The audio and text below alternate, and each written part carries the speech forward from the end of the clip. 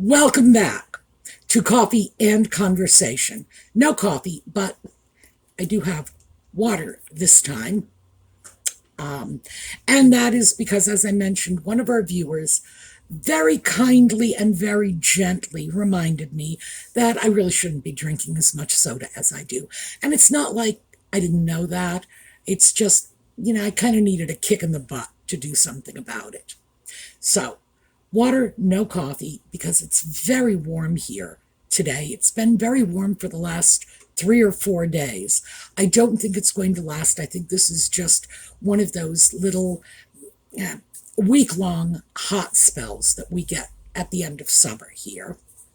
Audie is sleeping on the washing machine, which is, cold and hard and probably like one of the most uninviting places in the entire house to fall asleep. I mean, the toilet bowl is the only thing I could imagine that would be less attractive. But he is there. He may end up coming out. I have a cat treat for him. So who knows? We may get some Audie company. Meanwhile, I have my Audie necklace.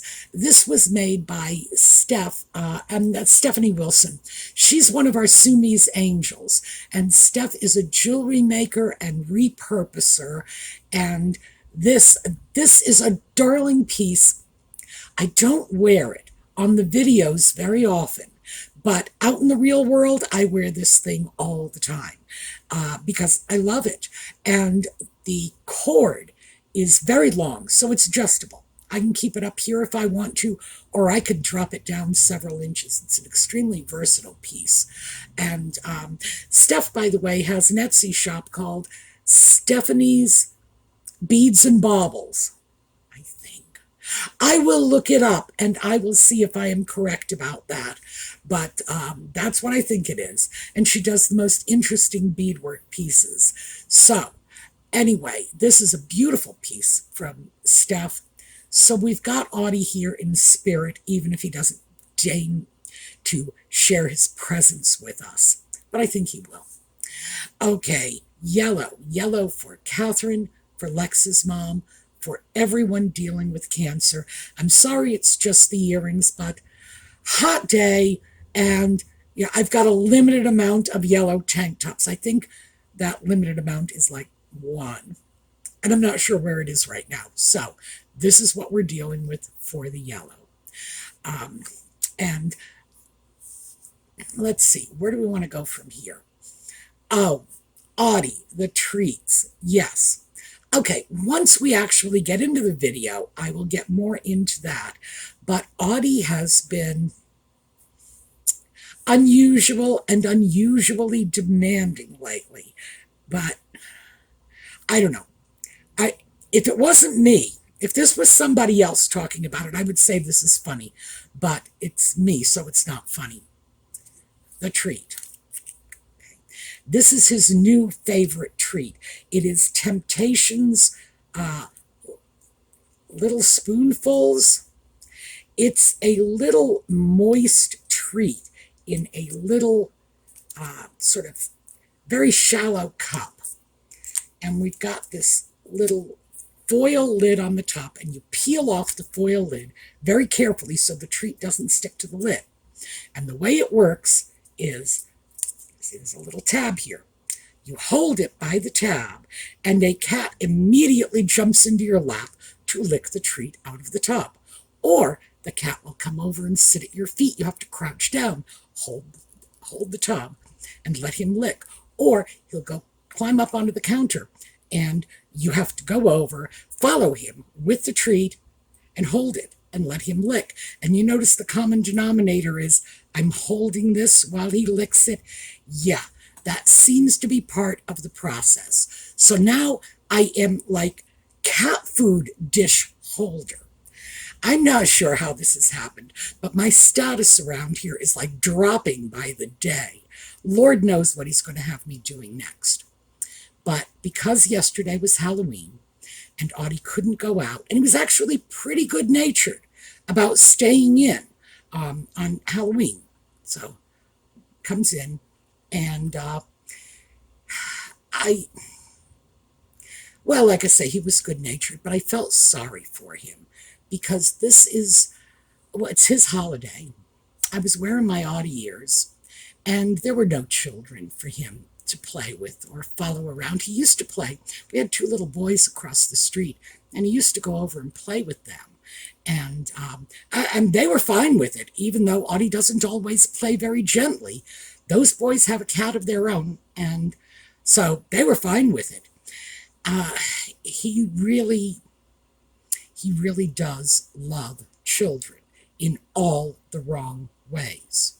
He would like to bring them home, keep them as pets. They could be his. Why won't I humor this? Etc., etc. But he actually would like to have his own little kid that he could push around. That was his relationship with the dog, so why not a little kid?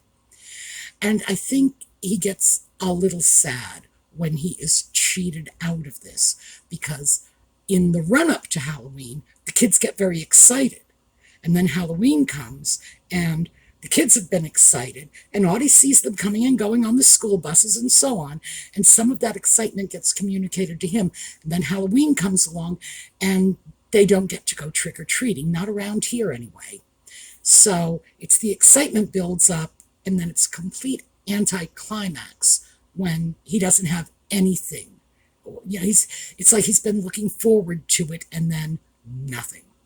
So I've been feeling sorry for him, and yes, I have been indulging him, and I've been holding the cat food treats for him.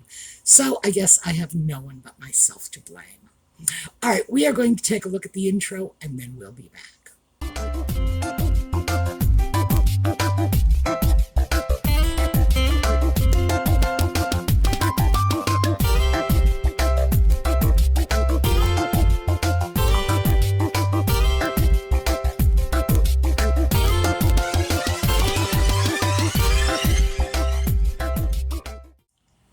So, Audie and the washing machine.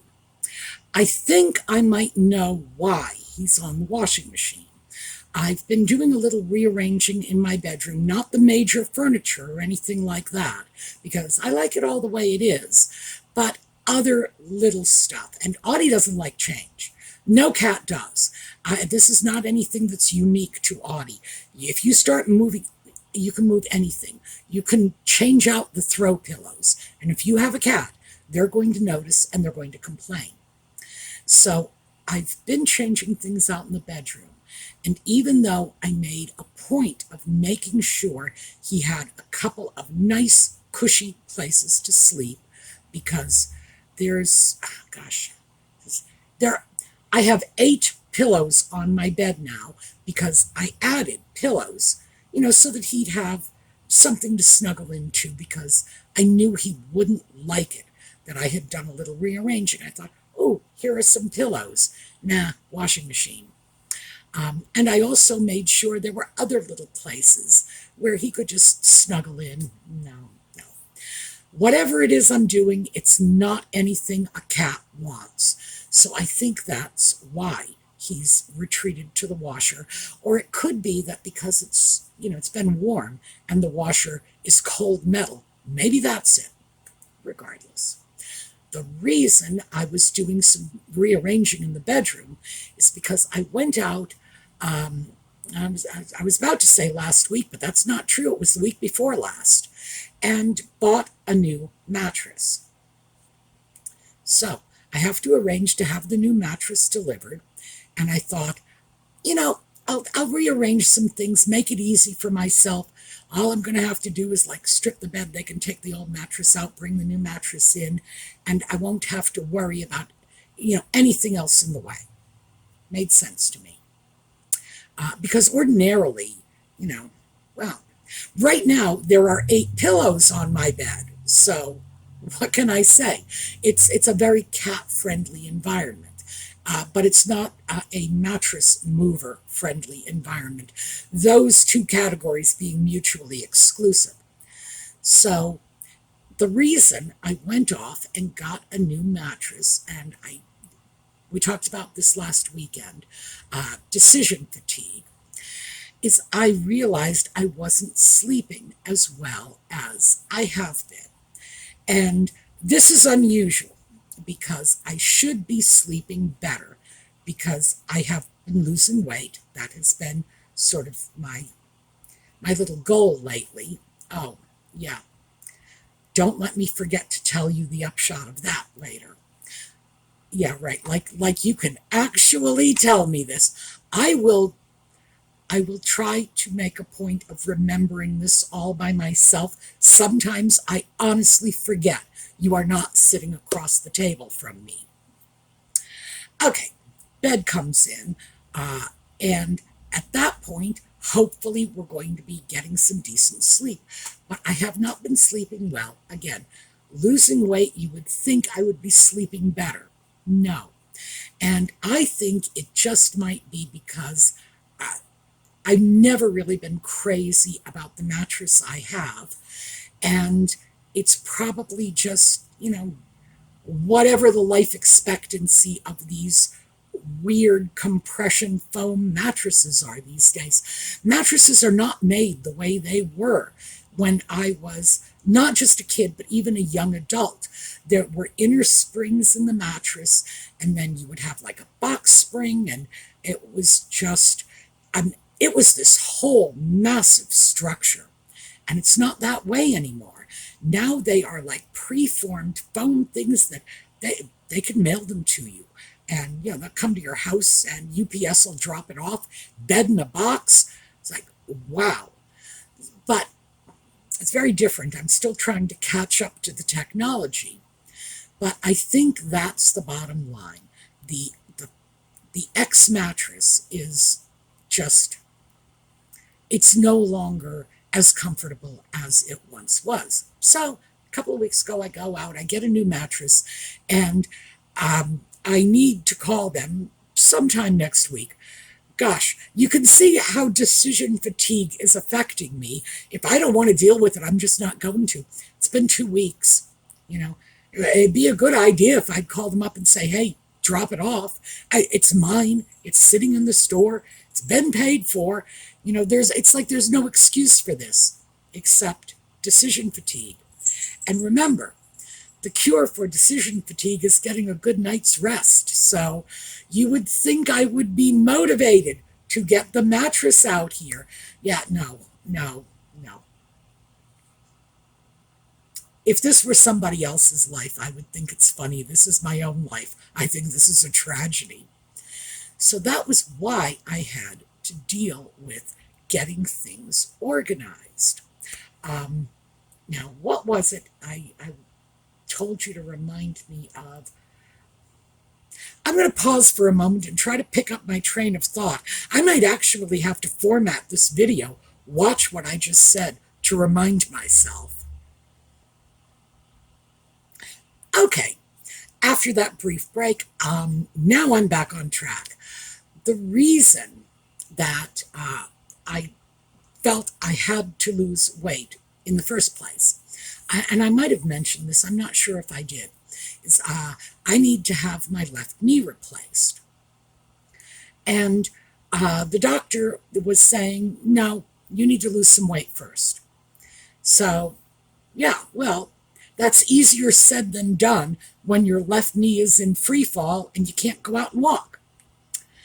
But nevertheless, I lost the weight, which is good. And I did it without walking. So I'm just going to pat myself on the back for that one. Also, I'm scratching my head because I have no idea how I managed it without being able to walk. But I managed to get my weight down to the point where, yeah, they're going to do it.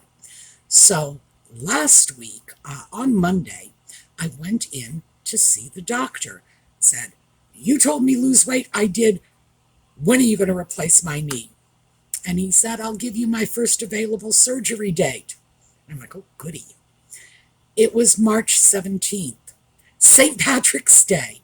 It's like, that was the end of October, because right now it's October 1st when I'm filming this, November 1st when I'm filming this, and November 2nd when it's going to be available to you, unless you're in Australia, and I think it's going to be November 3rd. But you can see where we are in the overall scheme of things. So that's like 4.5 months. And I was like, well, if that's what it's going to be, that's what it's going to be. But at least he agreed to do it. So that was Monday. On Tuesday, and it was Tuesday afternoon, I got a call from the surgery scheduler who said, can you come in Friday? Which, by the way, is today. That's when I'm filming this.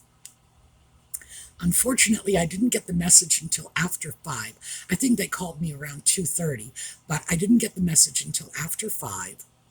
And then after 5, next morning I called them. I was like, how can we make this happen?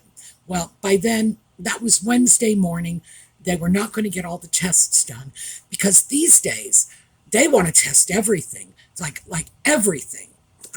And I didn't have to go through all this when I had my right knee replaced, and that was only 5 years ago. I know, you say only 5 years ago. Well, it was, in fact, only 5 years ago, and things have changed a lot. Now they want a whole bunch of tests. So, no, I missed my opportunity to just get in and get this done. But I don't think, even if I had gotten that message on Tuesday afternoon, that I would have been able to complete all of the tests that they needed complete before the surgery. So, Monday, I go in to see my family doctor, and I'm just having my family doctor run up as many of the tests, because her office will know, obviously, what tests they need. Run up as many of them as they can in that office, because the surgeon's office, who knows what's going on there. They are the kind of people who will call you on a Tuesday afternoon and say, we'd like to operate on you on Friday, but we want 42 tests between now and then. So my sense is they really don't have their act together. Regardless, I need to get this done so that if I get another call like this, I can jump on it. And they have put me on the cancellation list for the surgery, mostly because I begged and whined. Everything. Believe me, I tried everything. It's like, no, not March, please. I will be your best patient ever, which of course is a lie because I'm a lousy patient. But I will certainly be their best success story when it comes to knee replacement, because I've already been through this, and I don't have problems with this. I want to walk. That's what I want to do. And usually the outcomes for people facing knee replacement surgery are, when they're not good, it's because the patient doesn't want to use the knee. Well, not like I do. The knee replacement surgeries that are really spectacular are like the marathon runners who end up having to have their knees replaced. And that happens sometimes because they put so much stress and pressure on their knees, just in marathon running, that they wear them out. The reason they are the spectacular success stories is because they get their knee replaced and the first thing they do is go back out and run again. So, knee replaced, 3 weeks later, they're running 20 miles. Yeah, you're going to have a great outcome if that's what you're willing to do. I'm not willing to do that because I don't run. Even if somebody's chasing me, I'm not going to run. No, thank you. My running days are long over, but I do walk, and that's what's going to get me through this. That's what's going to give me, like, that. I will be the poster child for knee replacement surgery, which is what I'm hoping to sell the surgeon on. It's like, yes, you do this, you'll never hear from me again, ever. This will be perfect, and we go our own separate ways, and I'm happy, and you're happy, and everybody's happy. We'll see how that works. But I really would love to have it done sooner rather than later. So I was very upset that I wasn't able to take advantage of the opportunity and get in, because right now I would have a new knee. So my next step Oh, and by the way, the reason I'm going into so much detail on this is because I was in touch with one of our viewers who is looking at her own upcoming knee replacement surgery, and she has been somewhat reluctant to have it done. And she's a nurse. She knows too much.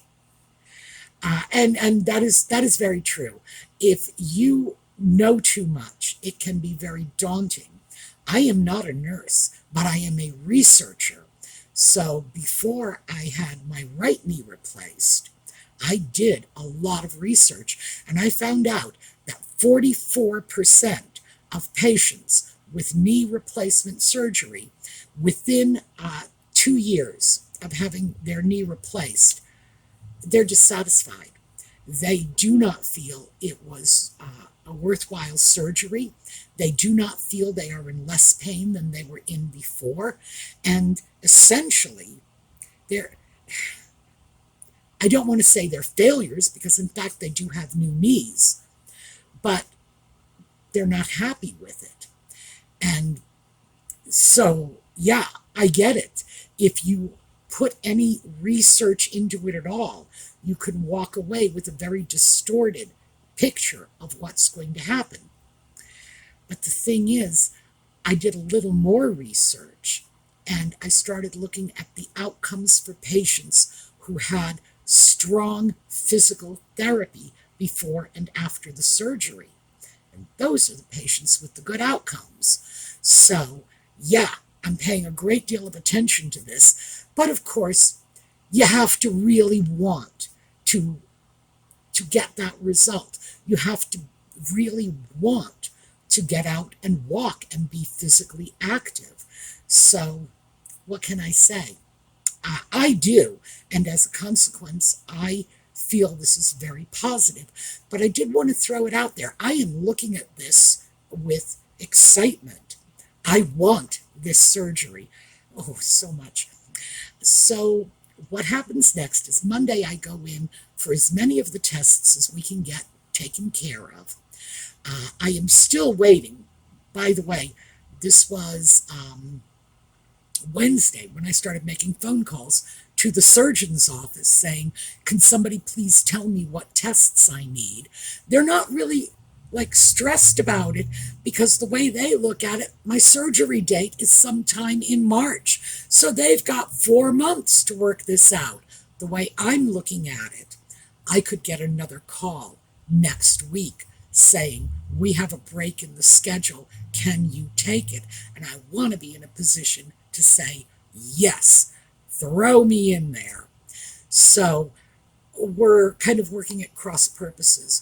Also, my surgeon isn't really pro physical therapy. Now, and I've had this with my doctors before. I've had many doctors who look at my fondness for physical therapy and say, yeah, no, that's not going to do you any good. It's like, no, it does me a great deal of good. Usually, once they see what I can get out of physical therapy, I can win them over. In fact, one of my doctors who was very down on physical therapy, after I had the knee replacement surgery and went back into his office for follow-up, he starts offering me physical therapy referrals every time he sees me now. Oh, you want physical therapy? Why? Because I had the surgery and I was right back out to walking again 3 weeks later. And he didn't think that was going to happen. It's like, no, physical therapy. So, I won him over to my point of view on this. But I do need to kind of get them all on board, because the thing I will not say to the surgeon, because this is something you never say to a surgeon, is that my physical therapist is directing the process. I see my physical therapist, I will talk to him, tell him what's going on, and then he is in charge of everything except the actual surgery. All the rest of it is in his court, because he is the professional who is standing between success and failure for me. And we know this because that's what happened last time. So for any of you thinking about knee replacement surgery, my suggestion is line yourself up a surgeon, but line yourself up a good physical therapist and listen to the physical therapist. That's the person who's going to be giving you the advice you need. The surgeon, you're going to be in an operating room with that surgeon for an hour, and that's it. You're going to leave, and it's the physical therapist who's going to take over. Now, I am doing pre-surgery physical therapy as well, because that was a big part of my success last time. So that's where it's going, and that's what I'm looking at. So I know this has just been such a ramble, and it hasn't even been very organized. But I did want to share that because I was very concerned about knee replacement surgery before I had the first knee done. Again, as I say, I had read the research and it was not promising. So I wasn't exactly happy about it. So my hope is that if I can give you some helpful information and also a little positive encouragement, because it made a massive difference for me. And if you are feeling mobility limitations because your knees are in failure, and Lord knows a lot of us are in this situation, it really did help me. I don't know if it will help you, but it did help me. And if I had it to do all over again, the only thing I can say is I would have had that right knee done 6 months earlier, because then I would have had the left knee done before lockdown, and I wouldn't have to deal with any of the consequences of having the surgery postponed for 2 long years, which certainly nobody envisioned when 2020 rolled around. The beginning of the year, they were looking at replacing my left knee sometime in the spring. Lockdown. No one was envisioning lockdown in the first place, how long it would last, the fact that it would only be elective surgery even long after lockdown was lifted, because they had so many COVID cases to deal with, and they were saving the hospitals for priority medical situations. So, 2 years, and 2 years has magically turned into 5 years. So, no, ick bad. If I had it to do all over again, knowing what I know now, I would have made sure I had that knee done before the pandemic. That's the only difference.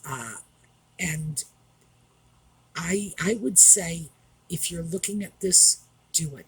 It made a massive, massive difference in my life. And I am expecting that it's just going to get better when I have this knee done. Although my surgeon, he's supposed to be a very good surgeon, which is why I picked him. Because I know a lot of you are probably sitting there scratching your head saying, why are you dealing with this guy?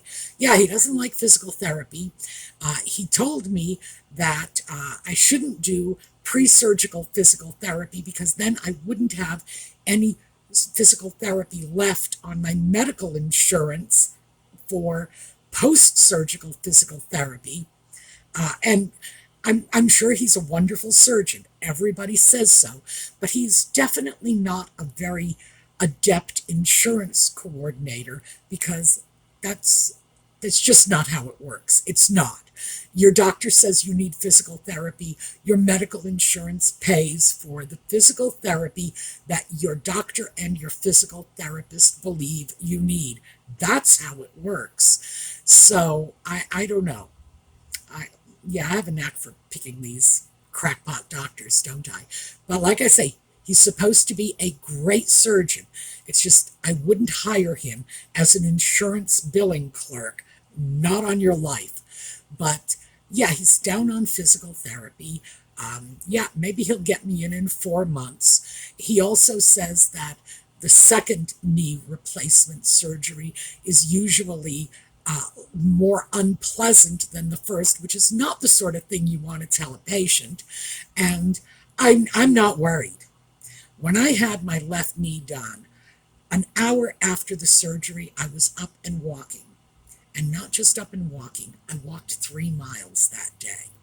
3 miles. The only reason I stopped was because I was walking up and down hospital corridors, and I just got bored. I was seeing the same hospital corridors day in and day out. So, no. So that's the only reason I stopped. But so yeah, maybe it won't be quite as great as that. That was pretty great. Oh, to be fair, the next day, I was sorry I had done that much walking the first day. But while I was doing it, I was not one bit sorry. And if they didn't want me to do it, they wouldn't have said you can walk as much as you want whenever you want to. They would have put some restrictions on it, right? Right. Well, they didn't. So I took advantage. But I am expecting the same outcome for the second knee replacement surgery. I have no reason to believe it's going to be any less positive. And I'm not sure why the doctor told me to expect something less positive. It should be more positive because this guy does robotic assisted surgery, which means it's a lot more precise. The incision is smaller, etc., etc. So I don't know. But that's where we're at on this. So this has been kind of a bizarre ramble. I think I've said that twice. Senility, I'm repeating myself.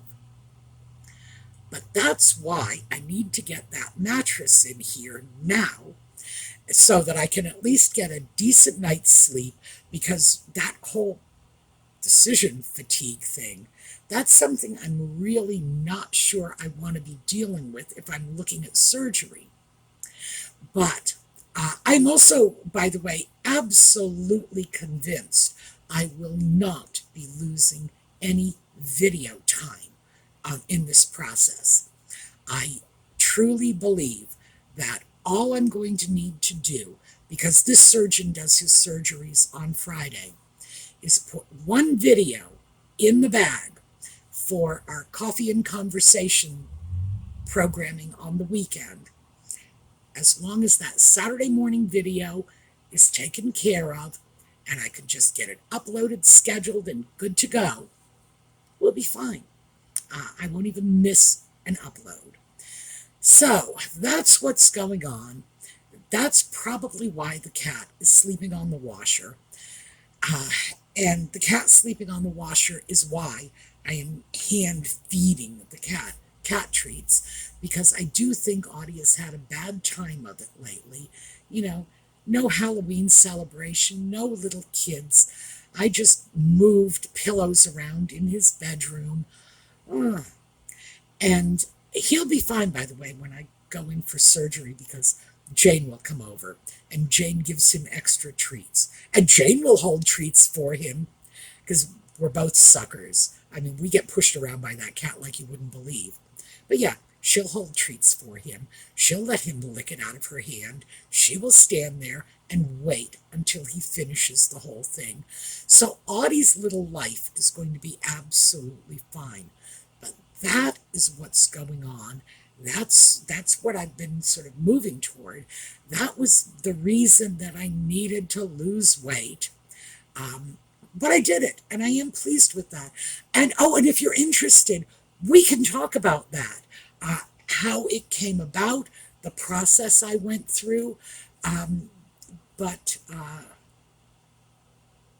I wouldn't exactly say it's a phenomenal success story, because I didn't walk away from the process, looking like Twiggy.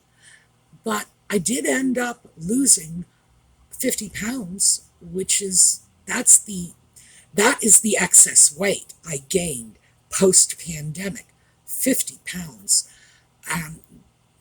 which is frightening when you stop and think about it. But I don't know. 2020 was a disaster of a year. A lot of us walked away from that experience with a lot of issues that, we might not have had prior to this in our lives. Lockdown, being confined, not being able to go out and do anything, having our socialization cut off, having everything closed, nowhere to walk to. And yeah, I, I think frankly it's surprising more people didn't gain more weight because we had nothing to do but sit home in front of the computer watching YouTube. Because remember, even the television programming wasn't new. It was nothing but reruns because they weren't making any programs off in Hollywood because they too were locked down. Oh, and then there were writer strikes and so on. So yeah. But I find it surprising that more people didn't suffer these effects. But as I say, if you want to talk about that, we absolutely can, because the weight loss thing is still ongoing. But yeah, I did manage to drop 50 pounds in the space of what, I don't know. I think it might have been 18 months. I'm not sure. I'll look it up. It's nothing impressive. It's not like, oh, I lost 50 pounds in 4 days. But I was able to lose the weight because I simply consistently applied myself to it, because I want the surgery. I want to get back out and walk again. I'm highly motivated. But we can talk about that. And other than that, this is where I am at. I have to get the mattress moved in. I have to get the cat off the washing machine. I have to get the doctor's office to get their butt in gear and at least start ordering some tests for me so that I don't have to go back and rely on my family doctor to guess what tests they're going to want or need and have them ordered through her office. She's very good about that, by the way. She will take care of as much as she can, but if she doesn't know what the tests are, it's kind of a shot in the dark. On the other hand, see, this is my thinking. Remember, I said I would resort to anything. My thinking is, if my doctor's office orders enough tests that are reasonably close to the tests the surgeon's office will be wanting, that yeah, maybe if I do get a call on a Tuesday afternoon, I will be able to get in on a Friday morning. So we'll have to see about that. All right, that is what I have for you. I hope to see you all tomorrow. And to be honest with you, I will probably be far less disoriented and distracted tomorrow morning. Today has just been kind of a crazy day. And we're going to take a look at a slideshow on the way out. I'm trying to think of which one I will do. I'm going to do a fun and upbeat slideshow. Maybe we'll do pets. I do love the pet slideshows. And I will hopefully see you all tomorrow. In the meanwhile, have a terrific day.